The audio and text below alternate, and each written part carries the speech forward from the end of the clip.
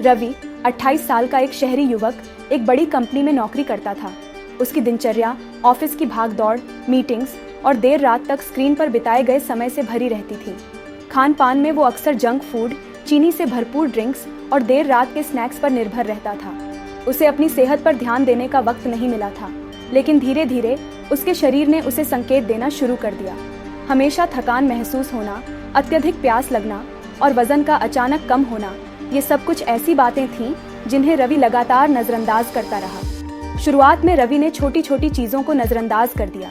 उसे हमेशा प्यास लगती, वो बार बार पानी पीता, लेकिन उसकी प्यास कभी बुझती नहीं थी। रात में कई बार उठकर पानी पीना पड़ता। उसकी ऊर्जा, जो पहले लंबे कामकाजी दिनों में भी भरपूर रहती थी, अब गायब हो रही थी। छोटे छोटे काम उसे थका देते और उसकी दृष्टि भी धुंधली होने लगी। परिवार को भी ये बातें खटकने लगी। उसकी पत्नी सुनीता ने डॉक्टर मीरा के पास जाने को कहा, लेकिन रवि ने टाल दिया। ये बस तनाव है, वो कहता, मैंने ज्यादा काम कर लिया है। लेकिन अंदर ही अंदर रवि जानता था कि कुछ तो गड़बड़ है। एक सुबह जब वह एक और बेचैन रात के बाद उठा तो उसे बिस्तर से उठने में भी मुश्किल हो रही थी। उसके पैर कमजोर महसूस हो रहे थे और शरीर में भारीपन था। तब उसे एहसास हुआ कि अब वो इन लक्षणों को नजरअंदाज नहीं कर सकता। सुनीता ने उसका हाथ थामते हुए कहा, आज हम डॉक्टर मीरा के पास जा रहे हैं, अब और कोई बहाना नहीं चलेगा। डॉक्टर मीरा ने उनका स्वागत किया और रवि की बातें सुनकर कुछ जांचें करने का सुझाव दिया। परिणाम आने के बाद उन्होंने रवि को गंभीरता से बैठाकर समझाया। रवि, तुम्हें डायबिटीज है, उन्होंने कहा। यह शब्द रवि के कानों में गूंज उठा। डायबिटीज, ये कैसे हो गया? उसने चौंकते हुए पूछा। डॉक्टर मीरा ने समझाया, डायबिटीज तब होती है जब आपका शरीर शुगर को सही तरीके से प्रबंधित नहीं कर पाता। जब आप खाना खाते हैं तो आपका शरीर उसे ग्लूकोज में बदलता है, जो ऊर्जा के रूप में इस्तेमाल होता है। इंसुलिन, जो आपके पैंक्रियाज द्वारा निर्मित होता है, इस ग्लूकोज को आपके खून से आपकी कोशिकाओं तक ले जाता है। लेकिन डायबिटीज में या तो शरीर पर्याप्त इंसुलिन नहीं बनाता या शरीर उसे ठीक से इस्तेमाल नहीं कर पाता। इससे शुगर खून में ही रह जाती है। रवि के मन में उसके अनियमित खान पान और शारीरिक गतिविधियों की कमी, ये सब धीरे धीरे उसकी स्थिति को बिगाड़ रहे थे। डॉक्टर मीरा ने कहा, अत्यधिक प्यास लगना, बार बार पेशाब आना, बिना किसी कारण वजन घटना, लगातार थकान महसूस करना और धुंधली दृष्टि, ये सब डायबिटीज के क्लासिक लक्षण हैं। यह आपका शरीर है जो आपको बता रहा है कि कुछ ठीक नहीं है। ये खबर रवि के लिए एक झटका थी। उसे एहसास हुआ कि उसका लापरवाह जीवन, जो कभी आनंद और मिठास से भरा हुआ था, अब उसकी सेहत पर भारी पड़ रहा था। लेकिन मीरा ने उसे दिलासा देते हुए कहा, डायबिटीज का मतलब यह नहीं है कि जिंदगी खत्म हो गई है। सही खान पान, नियमित व्यायाम और थोड़ा ध्यान देकर आप इसे नियंत्रित कर सकते हैं। यह आपके पसंदीदा चीज़ों को छोड़ने के बारे में नहीं है, बल्कि उन्हें सही तरीके से चुनने के बारे में है। रवि ध्यान से सुन रहा था। डॉक्टर मीरा ने एक योजना बताई जिससे वो अपने ब्लड शुगर को नियंत्रित करके एक स्वस्थ जीवन जी सकता था।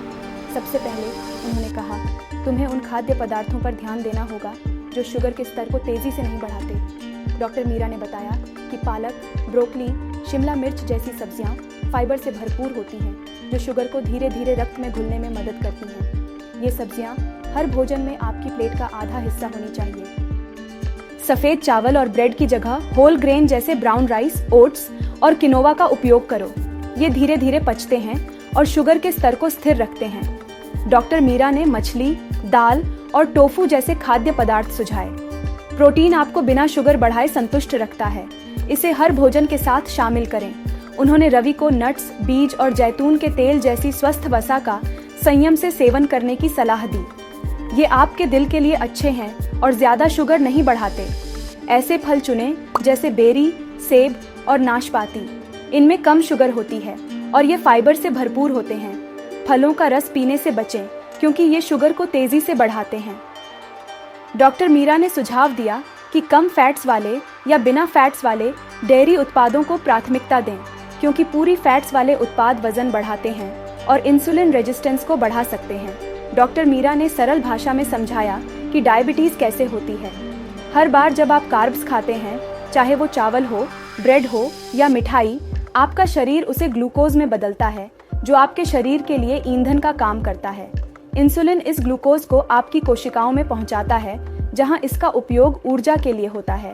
लेकिन जब आपको डायबिटीज होती है तो आपका शरीर पर्याप्त इंसुलिन नहीं बनाता या आपकी कोशिकाएं इंसुलिन का सही तरीके से जवाब नहीं देती। इससे खून में शुगर बढ़ जाती है, जो अगर नियंत्रित न हो तो आपके अंगों, नसों और रक्त वाहिकाओं को नुकसान पहुंचा सकती है। रवि ने ध्यान से सुना। अब उसे समझ में आ रहा था कि उसकी लगातार थकान, प्यास और वजन कम होना उसके शरीर की मदद की पुकार थी। डॉक्टर मीरा ने सिर्फ खाने और लक्षणों के बारे में नहीं बताया, उन्होंने व्यायाम के महत्व पर भी जोर दिया। शुरुआत छोटी से करो, उन्होंने सुझाव दिया। हर दिन 30 मिनट की सैर भी बड़ा फर्क ला सकती है। शारीरिक गतिविधि से आपका शरीर इंसुलिन का बेहतर उपयोग कर पाता है और ब्लड शुगर नियंत्रण में रहता है। इस नई जानकारी के साथ रवि क्लिनिक से राहत और दृढ़ संकल्प के साथ निकला। उसे एहसास हुआ कि डायबिटीज उसके जीवन का अंत नहीं था, बल्कि एक स्वस्थ जीवन की शुरुआत थी। धीरे धीरे उसने छोटे छोटे पर महत्वपूर्ण बदलाव करने शुरू कर दिए। सफ़ेद ब्रेड की जगह होल ग्रेन का चयन किया, मिठाइयों की जगह फल खाए और व्यायाम को अपनी दिनचर्या का हिस्सा बनाया। रवि ने हर सुबह योग का अभ्यास शुरू किया, जिससे उसके शरीर को संतुलन और लचीलेपन की अनुभूति होने लगी। खासकर उसने ऐसे आसन किए जो पैंक्रियाज को सक्रिय करते हैं और ब्लड शुगर को नियंत्रित करने में मदद करते हैं। उदाहरण के लिए वज्रासन, मंडूकासन और पश्चिमोत्तानासन जैसे आसनों ने उसके शुगर लेवल को स्थिर रखने में बड़ी भूमिका निभाई। इसके अलावा प्राणायाम, खासकर अनुलोम विलोम और कपालभाति से रवि ने अपनी श्वास की गहराई बढ़ाई, जिससे उसकी मानसिक शांति और शरीर में ऑक्सीजन का प्रवाह बेहतर हुआ। समय के साथ रवि की ऊर्जा वापस लौट आई, उसका ब्लड शुगर स्थिर हो गया और वो पहले से कहीं ज्यादा अपनी जिंदगी को नियंत्रित महसूस कर रहा था। अब वो सिर्फ डायबिटीज को मैनेज नहीं कर रहा था, बल्कि वो पूरी तरह से जीवन का आनंद ले रहा था।